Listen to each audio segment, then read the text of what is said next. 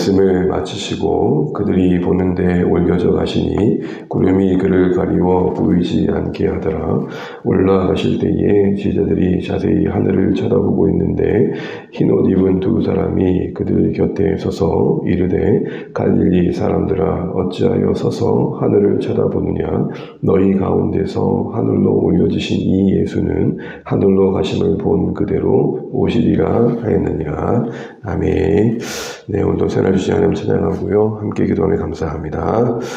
우리 오늘 새벽입니다. 주일 말씀 다시 나누며 묵상하는 하루하루 되시면 좋겠습니다. 예수님이 이제 승천하십니다. 부활하신 뒤 40일간의 행적을 마치신 승천입니다. 이 승천도 부활하신 예수님의 그 모습과 함께 예수님이 영광스러운 하나님이심을 선포하는 계시적 사건이었습니다. 그리고 그 승천하심은 하나님 나라의 그 완성의 한 여정이었습니다. 한마디로 예수님의 승천은 영광스러운 것이었습니다. 그러나 그 승천을 바라보는 제자들의 관점에서 예수님의 그 승천은 어떻게 이해되었는가라고 할 때 왜 하늘만 쳐다보냐는 말씀의 맥락에서 두 가지로 이해가 됩니다.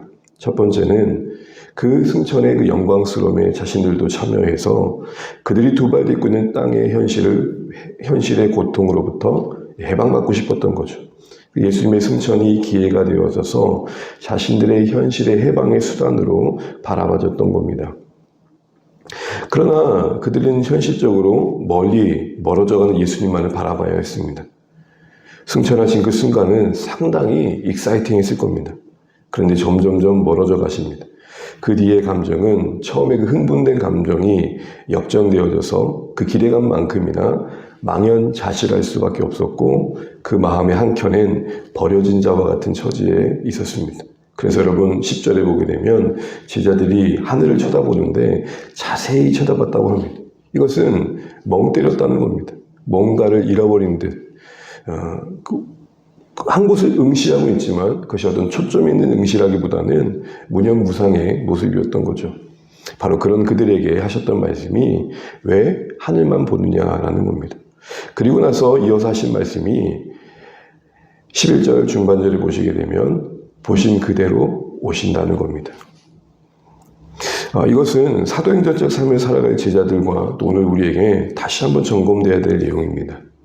예수님의 승천이 제자들 입장에서 느꼈던 대로 그들의 삶이 버려진 처지에 있다는 걸 말하는 게 아닙니다. 그 버려진 것처럼 여겨진 그 자리는 주님이 다시 오실 곳이라는 거죠. 현실적으로 승천하신 예수님은 자신을 떠난 것 같았습니다. 뭐 하나 도움이 되지 않는 듯한 모습이었습니다. 그런데 그곳이 그들에게 남겨진 그곳, 그들은 버려졌다고 여겨지는 그곳, 주님은 자신을 떠났다고 하는 그 자리가 다시 주님을 영광스럽게 만날 자리였다는 거죠. 그러니 버려질 곳이 아니며 외면할 곳이 아니라 살아내야 될 곳이며 살아내되 다시 오실 주님 앞에 합당한 모습으로 살아낼 현실이었던 겁니다. 그런 의미에서 왜 하늘만 쳐다보느냐라는 도전의 이면 속엔 현실의 고통을 외면하고 그런 것이 없다고 말하는 거짓된 신앙의 가르침으로부터의 주의를 말하는 것입니다. 기적과 형통만을 꿈꾸고 오직 행복만 있다고 말하는 잘못된 영적 낭만주의자들을 주의하라는 것입니다. 고통이 있습니다. 주님도 때로는 눈물이 흘리셨던 이 세상입니다. 그러나 신자로서 미리 천국을 맛보는 위로가 있죠. 그러나 여전히 짊어져야 할 짐이 있습니다. 다 맑은 하늘인데 나만 청둔 번개 아래 있는 듯한 그런 현실을 감당할 때가 있습니다. 그러나 그럼에도 불구하고 그것은 버려진 곳이 아니며 외면받은 곳이 아니며 다시 주님이 오실 곳이라는 것이죠. 그 기다림의 시간을 그러게 우리를 어떻게 살아내느냐라는 부분에서 주님이 오늘 우리에게 주신 도전이 있는 겁니다. 그곳에서 뿌리 내려 살아내라라는 것입니다. 신령한 체험의 시에 현실의 어떤 짐을 외면하고 일상의 책임을 방관한 채 반기한 채 살아내지 말라는 겁니다. 이런 의미에서 우리는 세상을 보며 교회를 바라보는 그 잘못된 성속의 구별을 버려야 됩니다. 교회만 거룩하고 신령한 영적 체험만이 귀하고 일상에서 땀 흘릴 수고는 아무것도 아니고 집에서 우리가 해야 될 정말로 지극히 작은 일들은 가볍게 여기면서 교회에서 하느님을 크게 여기는 그런 잘못된 생각으로부터 벗어나야 된다는 것입니다. 내가 두 발 딛고 있는 그곳이 주님을 만날 곳입니다. 우리가 살아내는 그곳이 주님이 우리를 찾아와 위로해 주실 곳입니다. 그런 의미에서 우리는 하늘만 쳐다보는 신앙은 경계해야 됩니다. 넓은 의미에서 하늘만 쳐다본다는 것은 마땅히 내가 두 발 딛고 있는 그곳에서 살아내야 할 증인의 삶의 반관의 모습을 말하는 것입니다. 하나님이 우리에게 원하시는 그 삶의 모습을 살아내야 되는데 그렇지 못한 모습인 것이죠. 나름은 하늘만 바라본다고 하는데요. 아니요, 하나님은 그렇게 바라보는 하늘이 우리가 두 발 딛고 있는 그 땅에 열매 맺길 바라십니다. 예배에 열심인다고 하는데요. 아니요, 그 예배의 열심이, 그 예배를 받으시는 그 분의 마음이 내가 두 발 딛고 있는 그곳에 흘러가길 바라십니다. 예배로 선포되었던 하나님의 주권이 내가 살아낸 그 삶의 자리에 순종으로 열매 맺길 바라십니다. 우리의 신앙이 사도행전적 삶을 살기 위해서는 하늘만 보면 안 됩니다. 하늘을 의지하셔야 됩니다. 그러나 오늘 제자들이 바라봤던 하늘만 바라보는 신앙은 경계하셔야 됩니다. 이를 위해서 우리는 다시 한번 우리가 누구인지를 기억하셔야 될 것입니다. 그것이 바로 갈릴리 사람들아 라는 호칭이 담긴 의미였습니다. 제자들이 갈릴리 출신으로서 그 시대에 그들이 할 수 있는 건 아무것도 없었습니다. 그런데 하나님은 지금 그렇게 말씀하신 겁니다. 그 당시의 조건과 자격으로는 뭐 하나 내세울 거 없는 아무것도 아닌 그들을 들어 영광의 그 하나님 나라의 역사를 쓰시겠다는 겁니다. 얼마나 위로가 됩니까? 조건을 따지고 스펙을 따지고 기준을 제시하는 이 시대의 가치관으로는 도저히 담아낼 수 없는 이야기입니다. 그래서 역설적이지만 감사한 겁니다. 이 시대는 어떻게든 금그릇이 되려고 합니다. 아니요, 하나님은 우리를 깨끗한 그릇대라고 하십니다. 그 안에 담아내시겠다는 겁니다. 조건적으로는 갈릴리와 다를 바 없는 우리이지만 그 안에 영광의 하나님의 이야기를 담아내시겠다 하십니다. 그러니 우리의 관심은 어떻게 하면 갈릴리에서 예루살렘으로 갈까? 어떻게 하면 예루살렘에서 로마로 갈까가 아니라 어떻게 하면 나를 부르신 그곳에서 하나님의 뜻을 담아낼까? 그래서 승천하시기 전 하셨던 그 마지막 말씀의 언급을 기억하셔야 됩니다.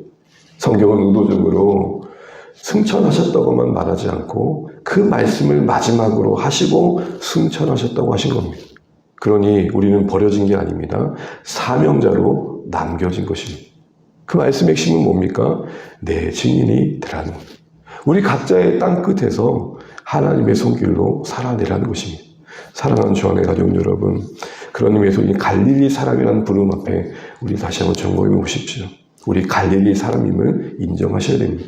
그 무엇으로 말할 수 있는 자들이 아무도 없습니다. 또한 우리가 하나님의 자녀됨에 우리가 내세운 그 무엇도 아무것도 없습니다. 자격과 조건도 없지만 오직 은혜로 그 영광스러운 하나님의 자녀 되었고 하나님을 섬길 수 있는 자리에 있다는 이 은혜를 잊지 않을 때, 우리가 갈릴리 사람임을 잊지 않을 때 우리는 이 부르심의 삶이 너무 귀하고 감사할 것입니다. 왜 우리의 주님을 향한 섬김이 무거워졌을까요? 왜 이리도 주님을 위해 살아가는 삶이 매력있지 않을까요? 내가 받은 바의 은혜의 인식에 부재일 것입니다. 메마른 은혜는 무거운 책임감의 의무감만 남길 뿐이죠. 이제 말씀을 맺겠습니다. 사랑하는 주안의 가족 여러분, 주의 말씀을 다시 한번 곱씹어 보십시오. 우리 한 주간 하늘만 쳐다보지 않으시면 좋겠습니다. 멍하니 하늘만 응시했던 제자들 같지 않으시면 좋겠습니다. 관심 갖지 않으시는 것 같지만 제자들의 느낌처럼 외면받으시는 자리에 갔지만 그곳에 주님 다시 오시겠다고 약속하신 자리입니다. 우린 주님 만날 준비를 하는 삶의 자리로 우리 하루하루를 여기셔야 됩니다. 거기서 살아내셔야 됩니다. 그곳에 뿌리 내려 신자다우셔야 됩니다. 이를 위해 우리 갈릴리 사람으로서 도저히 받을 수 없는 은혜 받았다, 이 사실 잊지 않고 오늘도 그 은혜에 힘입어서 하늘만 바라보는 신앙에 그런 초점 없는 신앙이 아니라 오늘도 두 발 딛고 있는 그곳에 신자다움을 나타내시고 하나님의 사람으로서 살아낼 수 있는 은혜와 지혜와 용기를 또 이 새벽에 구하며 누리시는 복된 하루의 시작 되시기를 주님의 이름으로 축복합니다. 기도하겠습니다. 오늘 주신 말씀 기억하시면 좋겠고 또 한 주간도 이 말씀이 우리 삶을 주장하시면 좋겠습니다. 제자들의 생각처럼 예수님 그들을 남기고 떠나신 게 아니라 사명자로 그들을 세우신 거였습니다. 다시 주님을 만날 자리로서 우리 하루하루를 바라보시면 좋겠고 그런 삶을 살아낼 수 있도록 우리가 어떤 은혜 받은 자인지를 잊지 않으시면 좋겠습니다. 사랑하는 주님의 가족들이 오늘 살아가는 삶의 자리에 하나님의 국률이 임하고 또 하나님의 손길을 쓰임받게 해달라고 기도해 주시고요. 무엇보다도 우리 사랑하는 자녀들이 정말로 하나님 경외하는 인생들로 세워져 갈 수 있도록 기도해 주십시오. 사랑하는 가족들, VIP들 위해서 기도해 주시고 또 여러분 또 기도하는 제 모두를 가지고 기도해 주시면 좋겠습니다. 또한 우리가 작지만 섬기는 선교지 외에도 주의 은혜가 있도록 또 이 나라 민족을 위해서도 같이 기도하시면 좋겠습니다. 같이 기도 제목 가지시면 기도하시고 주 안에서 복된 하루 되시길 바랍니다. 기도하겠습니다. 네, 감사합니다.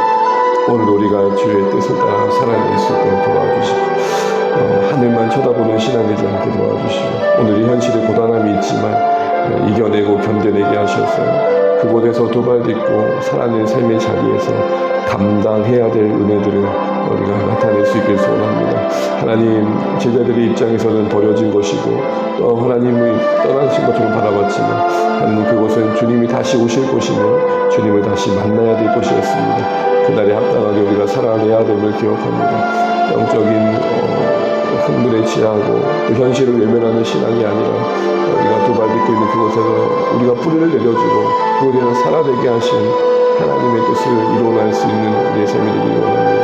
주님 우리를 축복하시고 그렇게 살아낼 수 있도록 우리 모든 주 안의 가족들을 인도하여 주시옵소서.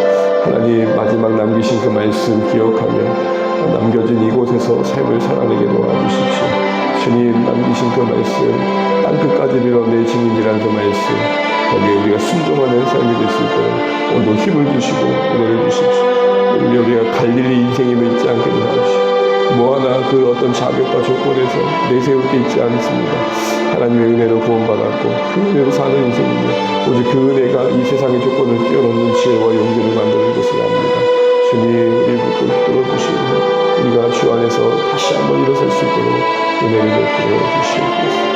사랑하는 가족들, 자녀들 붙잡아 주시고 우리 사랑하는 소년들의 일상이 오늘 평안 중에 함께 하여 주시옵소서.